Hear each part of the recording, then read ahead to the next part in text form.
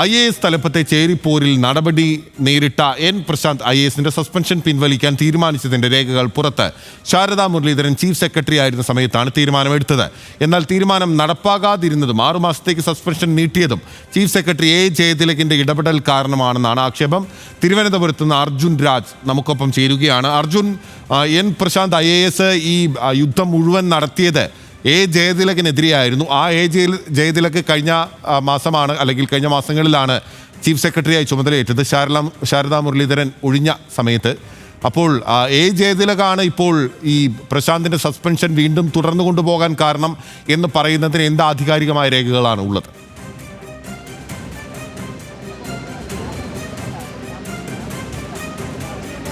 Binil 2024 November 11 N Prashanth IASനെ suspend ചെയ്യുന്നത്.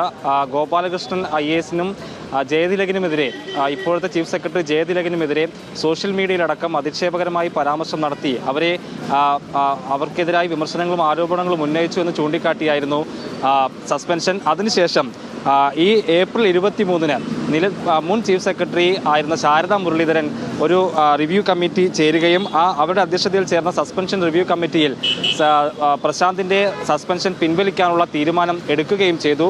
അത് പ്രശാന്ത് നൽകിയ മറുപടിയുടെയും പുതിയതായിട്ടുള്ള ആരോപണങ്ങളൊന്നും ചൂണ്ടിക്കാണിക്കാൻ ഇല്ലാത്തതിൻ്റെയും കൂടി പശ്ചാത്തലത്തിൽ സസ്പെൻഷൻ പിൻവലിക്കാമെന്നായിരുന്നു ആ ഉത്തരവിൽ, ആ രേഖയിൽ പറയുന്നത്. ആ രേഖയാണ് നമ്മളിപ്പോൾ നൽകുന്നത്. അതിൽ കൃത്യമായും സസ്പെൻഷൻ പിൻവലിക്കാമെന്ന് അറിയിച്ചിരുന്നു. അതിനുശേഷം ശാരദാ മുരളീധരൻ ചീഫ് സെക്രട്ടറി സ്ഥാനത്ത് നിന്ന് മാറി പ്രശാന്ത് ആരോപണം ഉന്നയിക്കുന്ന, അല്ലെങ്കിൽ നിരന്തരം വിമർശനം ഉന്നയിക്കുന്ന ഡോക്ടർ A ജയതിലക് തന്നെ ചീഫ് സെക്രട്ടറി സ്ഥാനത്തേക്ക് വന്നു. അതിനുശേഷം മെയ് മാസത്തിൽ വീണ്ടും മെയ് 5 സസ്പെൻഷൻ റിവ്യൂ കമ്മിറ്റി വീണ്ടും ചേർന്നു. ആ റിവ്യൂ കമ്മിറ്റിക്ക് അകത്താണ് ഈ സസ്പെൻഷൻ വീണ്ടും 6 മാസത്തേക്ക് കൂടി നീട്ടാനുള്ള തീരുമാനം എടുത്തത്.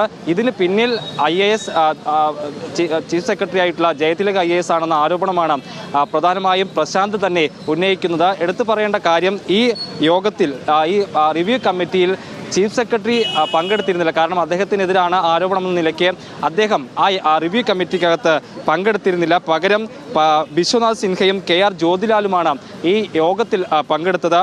ഇവർ ഈ ചീഫ് സെക്രട്ടറിക്ക് വേണ്ടി ഈ സസ്പെൻഷൻ നീട്ടി എന്നുള്ള ആരോപണവും ആക്ഷേപവുമാണ് ഇപ്പോൾ ഉയർന്നിരിക്കുന്നത്. ഇത് സംബന്ധിച്ച് ഇന്നലെ സോഷ്യൽ മീഡിയയിൽ പ്രശാന്ത് തന്നെ ഒരു ഫേസ്ബുക്ക് പോസ്റ്റ് ഇട്ടിരുന്നു. എന്താണ് ഇത്തരത്തിലുള്ള തീരുമാനങ്ങൾക്കൊക്കെ പിന്നിൽ എന്നുള്ളത് വൈകാതെ പുറത്തു വരുമെന്നുള്ളതായിരുന്നു അദ്ദേഹത്തിൻ്റെ ആ പ്രസ്താവനയിലെ ധ്വനി. എന്തായാലും അത് സംബന്ധിച്ച രേഖ പറയുന്നത് എന്തായാലും പ്രശാന്ത് IASനെ തിരിച്ചെടുക്കണം, സസ്പെൻഷൻ ഒഴിവാക്കണമെന്നായിരുന്നു സർക്കാർ തീരുമാനിച്ചിരുന്നത്. ചീഫ് സെക്രട്ടറി നടത്തിയ യോഗത്തിലെ ധാരണ അതായിരുന്നു. അത് അട്ടിമറിക്കപ്പെട്ടു എന്നുള്ളത് യാഥാർത്ഥ്യമാണ്. രണ്ടാമത് ചീഫ് സെക്രട്ടറിയായി A ജയതിലക് വന്നതിന് ശേഷം രണ്ടാമത് ചേർന്ന റിവ്യൂ കമ്മിറ്റിക്കകത്താണ് ഈ സസ്പെൻഷൻ നീട്ടാൻ തീരുമാനമെടുത്തത്. അതെന്തായാലും സർക്കാരിന് കൂടി ഇക്കാര്യത്തിൽ മറുപടി പറയേണ്ട അവസ്ഥയിലേക്ക് വരും. കാരണം സർക്കാർ തലത്തിലെടുത്തൊരു തീരുമാനത്തെ തന്നെയാണ് ഇത്തരത്തിൽ മാറ്റിയതെന്ന് പറയേണ്ടി വരും. അതെങ്ങനെ സംഭവിച്ചെന്നുൾപ്പെടെയുള്ള കാര്യങ്ങൾക്ക് സർക്കാർ തലത്തിൽ തന്നെ ഒരു മറുപടി ഉണ്ടാകേണ്ട സാഹചര്യമാണ് ഉരുത്തിരിഞ്ഞിരിക്കുന്നത്. എന്തായാലും സംബന്ധിച്ച് പ്രശാന്തും കൂടുതൽ ആരോപണങ്ങളും വിമർശനങ്ങളും വരും ദിവസങ്ങളിലും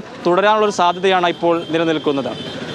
ശരി, വ്യക്തമാണ്. അർജുൻ രാജാണ് വിവരങ്ങൾ നൽകിയത്. ഇത് സംബന്ധിച്ച് കൂടുതൽ ആരോപണങ്ങളും ഏറ്റുമുട്ടലുകളും മുന്നോട്ട് വരാനുള്ള സാഹചര്യമാണ് ഇപ്പോൾ നിലനിൽക്കുന്നത്. എൻ പ്രശാന്തിന്റെ സസ്പെൻഷൻ പിൻവലിക്കാനുള്ള ശുപാർശയുടെ വിവരങ്ങളാണ് ഇപ്പോൾ പുറത്തു വന്നിരിക്കുന്നത്. പക്ഷേ ഇത് വീണ്ടും സസ്പെൻഷൻ നീളാൻ കാരണം നിലവിലെ ചീഫ് സെക്രട്ടറി A ജയതിലകിന്റെ ഇടപെടൽ ആണ് എന്ന ആക്ഷേപം ശക്തമാണ്.